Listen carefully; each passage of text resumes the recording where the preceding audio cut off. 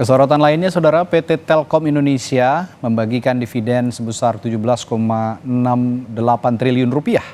Jumlah itu dari 72% perolehan laba bersih tahun 2023 sebesar 24,6 triliun rupiah. Telkom Indonesia mencatatkan nilai dividen Telkom tumbuh 6,5% dibandingkan tahun sebelumnya. Pemegang saham yang berhak menerima dividen adalah tercatat pada daftar pemegang saham Bursa Efek Indonesia 17 Mei 2024. Sementara itu untuk sisa 6,8 juta triliun atau 28% dari laba tahun lalu dialokasikan sebagai laba ditahan. Sepanjang tahun 2023, Telkom Indonesia memiliki kinerja positif dengan laba bersih 18,3% dari tahun sebelumnya, yaitu 24,6 triliun rupiah. Nah itu kemudian juga ada beberapa sumber kebutuhan lainnya, data center, B2B IT service.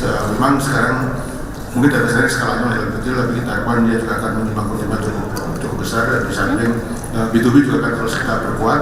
Kita harapkan itu juga akan cukup besar meskipun secara absolutnya mungkin masih relatif kecil untuk skala Telkom ya. Dan nggak hanya sampai dengan tahun ini, tapi juga kita harapkan ada beberapa sumber kebutuhan baru yang nantinya akan kita miliki.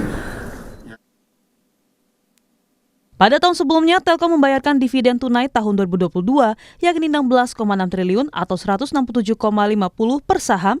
Jumlah dividen yang dibagikan setara 80% laba bersih Telkom, artinya pembagian dividen turun dibandingkan periode 2022.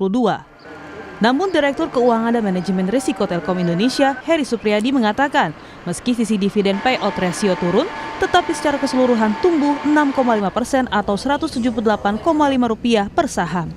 Rupiah per sahamnya itu meningkat tahun lalu walaupun 80% itu sekitar Rp167. Sekarang per sahamnya walaupun 72% itu nilainya per sahamnya sekitar Rp178 atau tumbuh sekitar 6,5%. Jadi sebenarnya per sahamnya tumbuh dan absolut amount dividen yang kita bayar pun sebenarnya tumbuh gitu ya. Telkom Indonesia mencatat kinerja keuangan positif sepanjang 2023. Pendapatan konsolidasi mencapai Rp149,2 triliun.